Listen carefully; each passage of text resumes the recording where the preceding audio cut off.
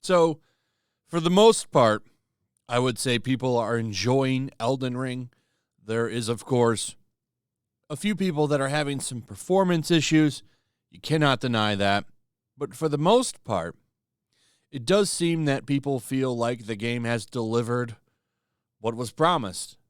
An open world Souls game that keeps delivering. Most people I've talked to are in love with the game. I've been having a blast with it over on Twitch, and I'm looking forward to getting back on the game later today.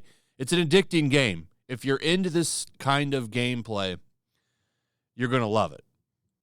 Most people on the user scores here over on Metacritic also note that they like the game.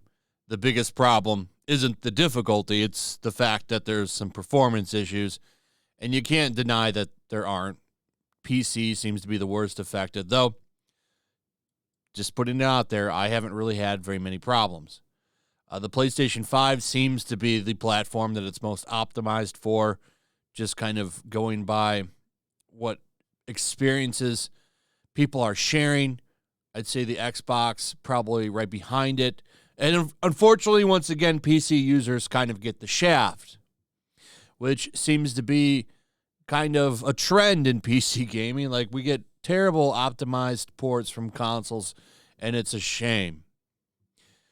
But anyway, I want to get into something that the director of the Souls franchise has come out and said, basically kind of stomping any hopes and dreams that he might start making easy games, which isn't going to happen. As much as mainstream blue checkmark journalists want that to happen, they desperately want some version of this game where they can run around and just press X and just demolish everything, like an invisible mode, because they want to experience the story. To me, it's gameplay first with Souls games. I look into the story a little bit, but I just really love playing these games. The difficulty of a Souls game is its identity. It's what the game is about. It's about overcoming and persevering, which that's something that the blue checkmark journalists, they just don't understand that because they want everything handed to them. They don't know how to get better and work hard to overcome something. It's not an attribute that they share with people that play these games. They also make ridiculous statements like this. I already did a video on this, but there was a person over at The Verge very upset that there wasn't a couple more POC hairstyles, because that apparently is going to fail people and make them upset or something. I don't know, even though you wear a helmet the whole time in the fucking game. But I like that the director of this game is like, nah, we're never going to stop doing this. This is what we do. We know our audience. We know what they want. Why would we change that? Basically not giving in to the weirdos on their demands and coming out again and saying, yeah, we're never gonna make the game that they want. Speaking with the New York Times, he said specifically, we are always looking to improve, but in our games specifically, hardship is what gives meaning to the experience. So it's not something we're willing to abandon at the moment. It's our identity.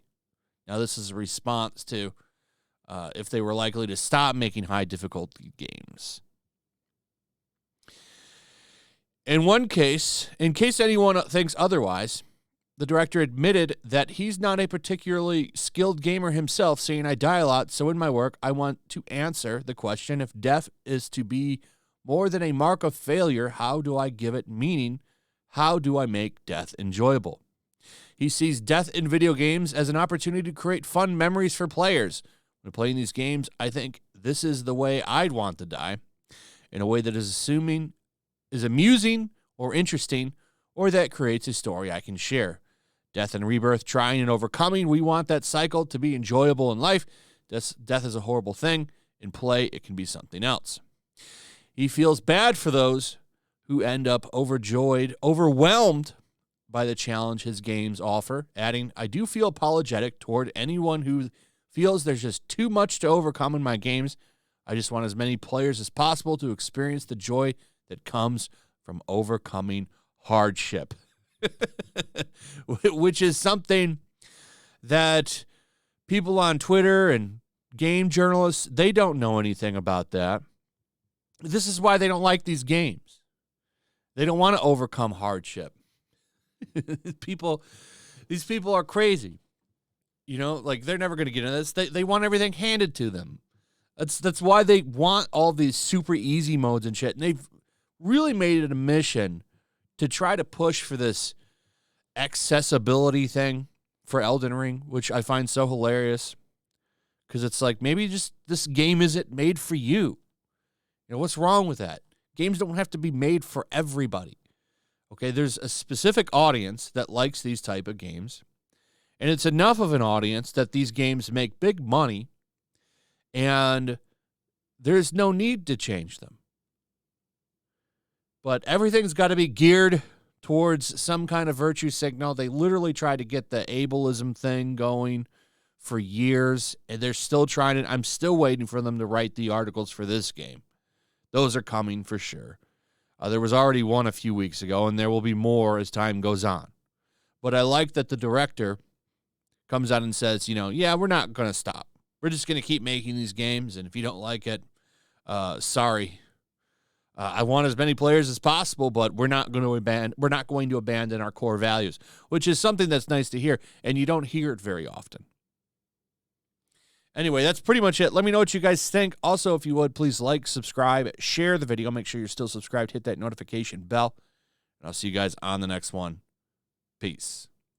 Also, if you want to help support the channel, check out my Teespring store. There's a link in the description. You can find some merchandise in there that you might want to check out.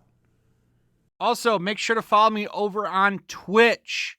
I do watch parties, play video games over there. They're always fun. Follow me over there and come hang out. Also, make sure you subscribe to YellowFlash, my other channel. There's a link to that in the description as well. I do a lot of live streams over there that I don't do on this channel. Usually smaller and a little bit more personal. So make sure you follow me over there and sign up. Also, take a moment. Make sure you're still subscribed to the channel. There's something going on right now, and they've been unsubscribing people. So just take a second and double check on that and subscribe if you're new.